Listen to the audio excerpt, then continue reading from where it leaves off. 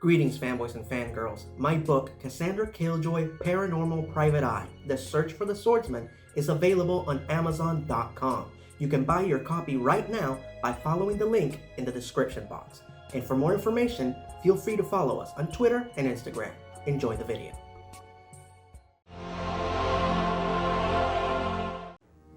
What we know now as a universe teeming with heroes wasn't always that way. It started out less crowded. It started out much smaller. It started out with just two.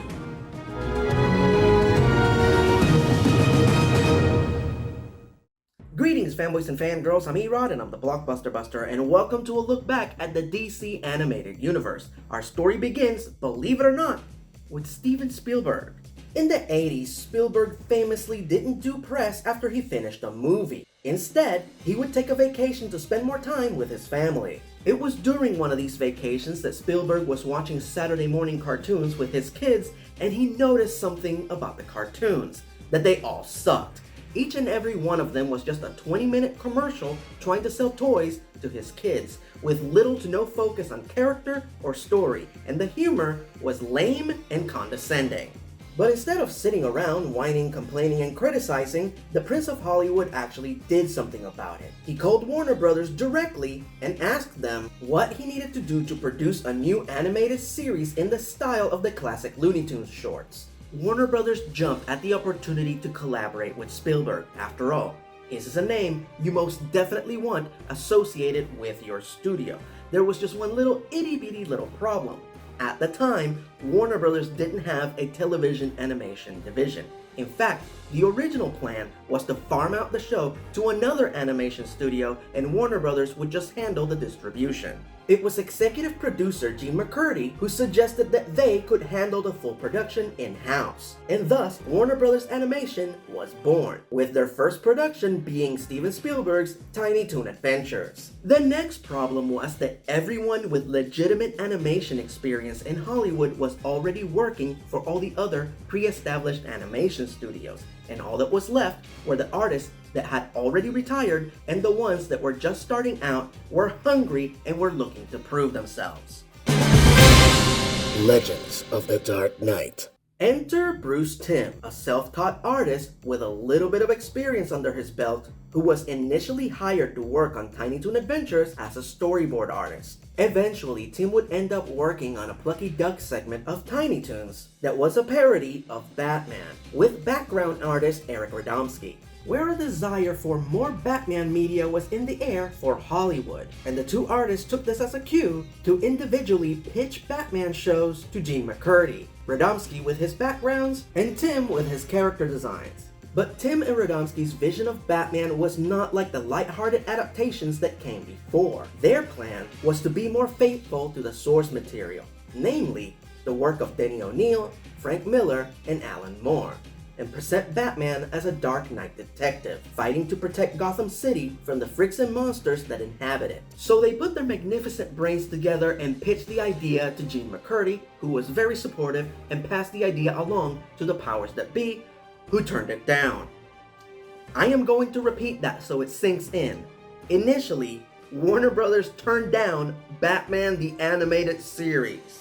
Two events would change their minds. The first was the unprecedented massive success of Tim Burton's Batman, which turned comic book adaptations from a novelty into big business. And the other pivotal event was Margaret Loesch becoming the president of Fox Kids. Before Fox, Margaret Loesch used to work for Marvel, so she witnessed firsthand just how big of a competitor Batman was as an intellectual property. And she was also not blind to the success of Burton's movie, so she wanted to strike while the iron was hot, and greenlight a Batman cartoon before anyone else had a chance to. So yeah, let it be known that both Warner Brothers Animation and the DC animated universe never would have happened without these two badass ladies. They say that luck is when opportunity meets preparation, and this is most definitely an example of that, as Margaret Loesch provided the opportunity, and Bruce Timm and Eric Radomski were most definitely prepared. The two artists were asked to put together an animated sample to deflect any possible pushback, and thus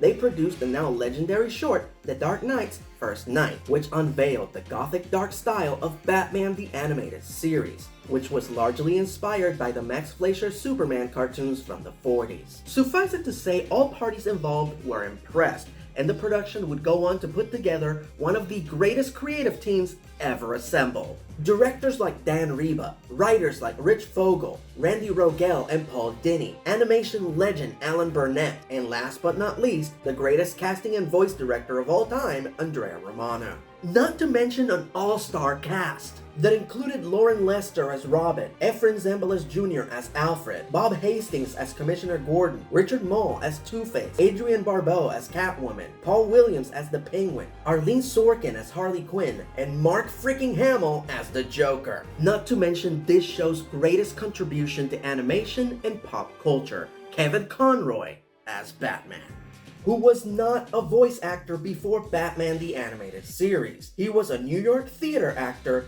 who just so happened to be in LA doing guest spots in sitcoms and was urged to audition by his agent. According to most everyone who was present at Kevin's audition, what made him perfect for the role was his ignorance of Batman, because Kevin didn't view Batman as this larger-than-life hero or icon. He viewed him as this tortured man who was desperate to create a world where what happened to him would never happen to anyone else.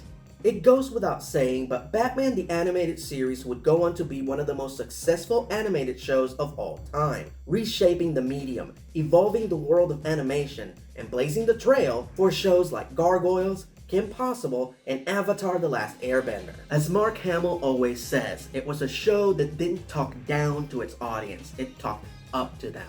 But alas, all good things must come to an end. And after 85 episodes and 2 features, the first one of which just so happens to be the greatest Batman movie ever made, yes, I said it, Batman the Animated Series came to an end on September 15th, 1995. But just because Warner Brothers was shutting down the Batcave, it didn't mean that the team behind the series was out of action. The Last Son of Krypton. After Warner Brothers concluded their commitment to Fox Kids, it was time to try their hand at their own Saturday morning lineup on their own network, the Kids WB, and they definitely wanted some of that DC Comics magic as part of their lineup. Luckily, the Warner Brothers animation team was ready to deliver with Superman the Animated Series. The same creative team was back, ready to deliver a more modern take on the Man of Steel that was still somehow faithful to its comic book roots, and also featured an all-star cast. Like Corey Burton as Brainiac, Brad Garrett as Lobo and Bebo, David Kaufman as Jimmy Olsen, Michael Ironside as Darkseid, Clancy Brown as Lex Luthor, Dana Delaney as Lois Lane, and Tim Daly as Superman. To this day, this show remains the definitive adaptation of the Man of Steel, perfectly recounting his mythology, establishing some of his key moments and most memorable adventures for mainstream media, and portraying him as a vulnerable outsider, longing for acceptance, as opposed to an invincible alien god without any real problems. Superman the Animated Series ran for one entire season as the one and only DC property on the Kids WB, until the network started to voice their desire for a second show, one featuring the protagonist of the most successful animated series that the studio had had so far. The Dark Knight Returns. So basically, the team at Warner Brothers Animation was asked to produce 2 shows at the same time, Superman and Batman. And they said yes.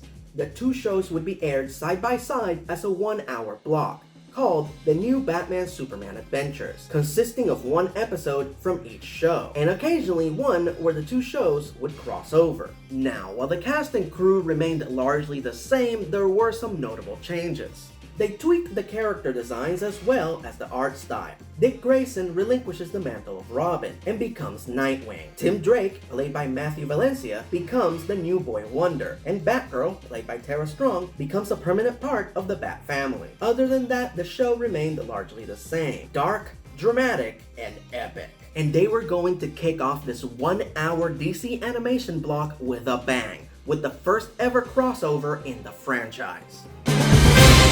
The World's Finest. On October 4th, 1997, the DC animated shows officially became a universe, with a crossover between Superman the Animated Series and the new Batman adventures, The World's Finest, which sees the Joker steal a dragon statue made out of pure kryptonite, which he intends to use to kill Superman, if and only if Lex Luthor pays him a considerable amount of money to do so, which is an offer that Lex can't refuse. And with the clown prince of crime running around Metropolis, it's only a matter of time before Batman shows up to stop him, which Superman would absolutely love if these were the 70s. One of the most intriguing aspects of the crossover is that initially, Superman and Batman don't get along. Batman views Superman as being naive and undisciplined, while the Man of Steel views the Dark Knight as nothing more than a crazy, sadistic vigilante. Bruce Wayne. To this day, I consider the scene where Batman finds out Superman's secret identity one of the absolute best in the entire DCAU.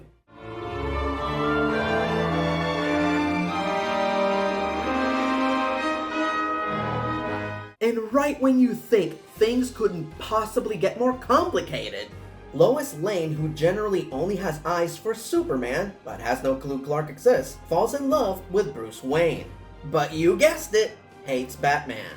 Too bad we can't mix and match. The crossover event was first aired in primetime as a full movie, and then released on its own on VHS. And then it would be split into 3 22-minute episodes for future airings. To this day, The World's Finest remains one of the greatest installments of the DC animated universe. While some erroneously believe that it was the grounded, greedy nature of Batman the Animated Series that was the key to the success of this franchise, and don't get me wrong, that definitely got the party started. But at the end of the day, it was this crossover that was the proof of concept of this animated universe's longevity, which proved indefinitely that Batman and his supporting cast could fit in perfectly in fantastic situations and interact with characters from other DC properties and still retain their integrity. This crossover works as uncontestable proof that a Justice League cartoon would work. You know, one that's actually faithful to the source material. In fact, the Warner Brothers animation team originally intended for Justice League to be their next show, after Superman and Batman. But that is not what the network wanted. So in the next look back at the DC animated universe, we look at the actual follow-up to The World's Finest, as the DC heroes were about to get younger.